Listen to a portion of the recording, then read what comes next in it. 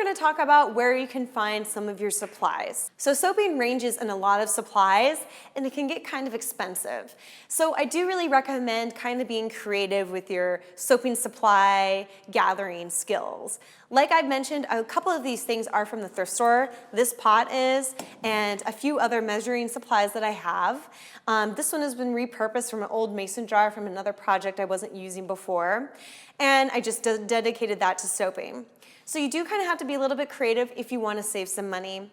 And like I have mentioned before, the silicone mold that I have here is made for soaping, but I could have used ones for ice tray making or cupcake baking, something else like that too. So I do recommend looking at molds for baking or maybe ceramic making or plaster of Paris molds or something like that in a different way and really get inspired.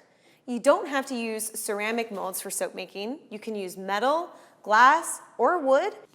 There is a solution called mold releaser, and you can get it, just spray a little bit of that into your mold and it'll really help pop out your soap easy. You can pick that up anywhere. I think it's even at Walmart and Target.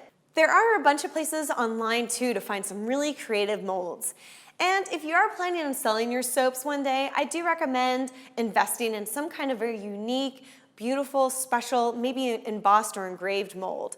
Why? Because that's gonna help your soap stand out and it's just gonna look beautiful and your customers are really gonna appreciate the extra thought that you put into your molds. As far as other little supplies we have here, I do recommend spending the extra money on your oils and olive oil bases because those quality type bases that we're going to put in our recipe is really going to make a difference in your soap. If you use cheap ingredients, your soap is going to reflect that. If you use high quality oils, fats, and essential oils made from completely organic or something like that, your soaps are just going to smell better and they're going to look beautiful. And don't we all want that? So go ahead and think about your recipes and where you can cut corners and where you really shouldn't. When purchasing glycerin bases or perhaps fragrance oils or essential oils that you aren't familiar with, go ahead and read the reviews. When I was purchasing mine, I read a lot about soapers, just like me, that have had great reviews and results with working with these products in their soaps, and other ones that I kind of steered clear from. So remember, the soaping community is here for you.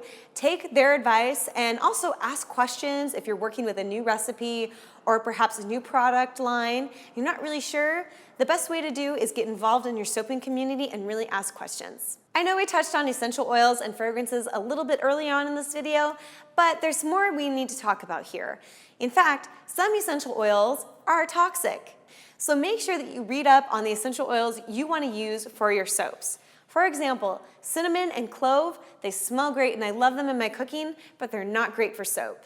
In fact, if you want to make soap for even animals, you got to research what animals are allergic to. So make sure that you know exactly what's going into your soap and also list any and all ingredients online for your customers so they can make a better choice for themselves. Maybe you're thinking to yourself, hey, I have this awesome lemon essential oil that I've been using for my cooking for a couple months now. I'm just going to go ahead and put that in your soap. Well, I'm sorry to burst your bubble, but you can't do that. Over time, essential oils lose their potency, and that's going to affect your recipe for your soap making.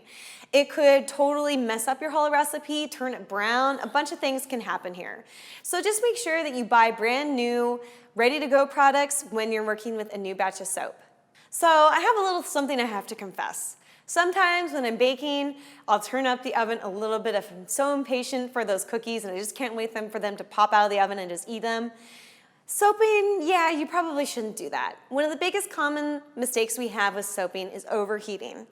Yes, it's important to have your soap storing in a warm area when it's all out and poured into the molds, but if it's too hot, it could crack, overspill and totally just go all over your counter and make a huge mess, and other things that could happen if it overheats. So make sure that you have a thermometer, maybe monitor the levels of your soap making area where it's just sitting there for a couple of weeks unattended, so you can really monitor the life cycle of your soap and make sure that it doesn't crack, overheat, spill, or anything other that's pretty unsightly. You may already be sick of me talking about the important safety requirements we need when handling with lye, but I'm gonna go ahead and rack it into you guys one more time how important it is we need to be safe when we're pouring lye. In fact, I have a little cute rhyme for you guys to remember how to pour lye safely. We always pour lye into distilled water, and then we mix that up and we'll pour that into our batter. So a fun way to remember how to do this correctly is do what you oughter, add lye to water. It's a cute little rhyme. I know it's kind of silly, but it makes me remember exactly how to do this process correctly. Or if you want to do something a little bit more zen-like, you can say, the snow falls on the lake. And so think about it like that. You want to pour your snow, which is your lye, onto the lake, which is your distilled water. That's the safe way to do it, and you won't have any problems if you do it this way.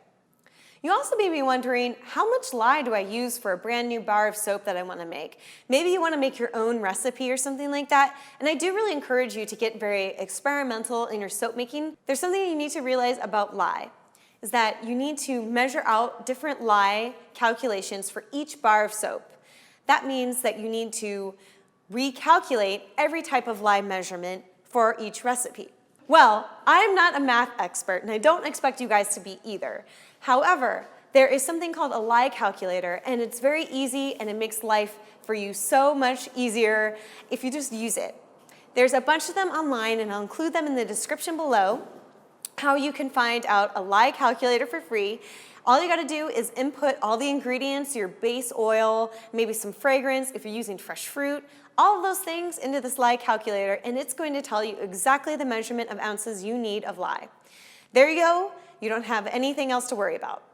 We've reached the end of our first little informational video all about soaping, and I hope you soaked up all the knowledge here. If not, go ahead and rewatch this video to gain all of my soaping knowledge. It is really important before you dive into the soaping world.